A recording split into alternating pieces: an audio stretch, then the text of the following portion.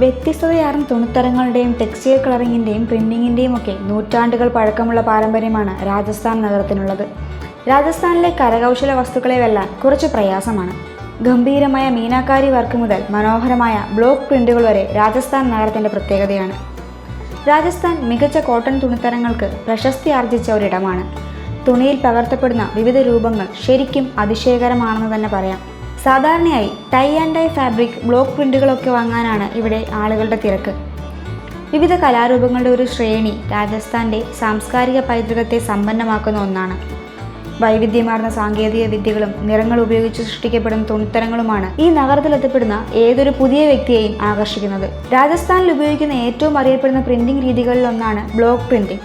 ഫാബ്രിക്കിലേക്ക് പാറ്റേണുകൾ അച്ചടിക്കാൻ കൊത്തിയെടുത്ത തടി ബ്ലോക്കുകൾ ഉപയോഗിക്കുന്നതാണ് ഇതിൻ്റെ പ്രത്യേകത. കൊത്തിയെടുത്ത കട്ടകൾ നിറത്തിൽ മുക്കി തുണിയിൽ അച്ചടിച്ചാണ് ഡിസൈനുകൾ ഉണ്ടാക്കുന്നത്. നൂറുകണക്കിന് വർഷങ്ങളായി രാജസ്ഥാനിൽ ബ്ലോക്ക് പ്രിന്റിംഗ് ഉപയോഗിച്ചു വരുന്നുണ്ട്. ഇന്നും ആളുകൾക്ക് ഏറെ പ്രിയപ്പെട്ട ഒന്ന് തന്നെയാണിത്. രാജസ്ഥാനി ടെക്സ്റ്റൈൽ കളറിങ്ങിലും പ്രകൃതിദത്ത ചായങ്ങൾ ഒരു പ്രധാന പങ്ക് വഹിക്കുന്നുണ്ട്. ഇൻഡിഗോ, മാഡർ, മഞ്ഞൾ തുടങ്ങിയ സസ്യങ്ങളെ ഉപയോഗിച്ചുള്ള വസ്തുക്കളിൽ നിന്ന് പ്രകൃതിദത്തമായ ചായങ്ങൾ നിർമ്മിക്കാറുണ്ട്. ഈ നിറങ്ങൾ ഊർജ്ജസ്വലമായതും ദീർഘകാലം നിലനിൽക്കുന്നതുമാണ്, കൂടാതെ പ്രകൃതിയോട് ഏറ്റവും ഇണങ്ങി നിൽക്കുന്നതും. എന്നിരുന്നാലും 20-ാം നൂറ്റാണ്ടിൽ സിന്തറ്റിക് നിറങ്ങളുടെ വരവോടെ നാച്ചുറൽ നിറങ്ങളുടെ ഉപയോഗം വളരെയധികം കുറഞ്ഞു. ഈ കഴിഞ്ഞ വർഷങ്ങളിൽ രാജസ്ഥാനിൽ നാച്ചുറൽ ആയിട്ടുള്ള നിറങ്ങളുടെ പരമ്പരാഗത ടെക്സ്റ്റൈൽ ടെക്നിക്കുകളുടെ ഉപയോഗം പുനരുജ്ജീവിപ്പിക്കാനുള്ള ശ്രമങ്ങൾ നടന്നിട്ടുണ്ട്. നിരവധി കരകൗശല വിദഗ്ധരും ഡിസൈനർമാരുമൊക്കെ ഈ സാങ്കേതിക വിദ്യകൾ സംരക്ഷിക്കുന്നതിനും ധാർമ്മികതയുള്ള ടെക്സ്റ്റൈൽ ഉൽപ്പാദനം പ്രോത്സാഹിപ്പിക്കുന്നതിനുമായി പ്രവർത്തിക്കുന്നുണ്ട്. രാജസ്ഥാനിൽ ഉപയോഗിക്കുന്ന മറ്റൊരു പ്രത്യേക രീതിയാണ് ബന്ദാനി എന്നറിയപ്പെടുന്ന ടൈ ആൻഡ് ഡൈ.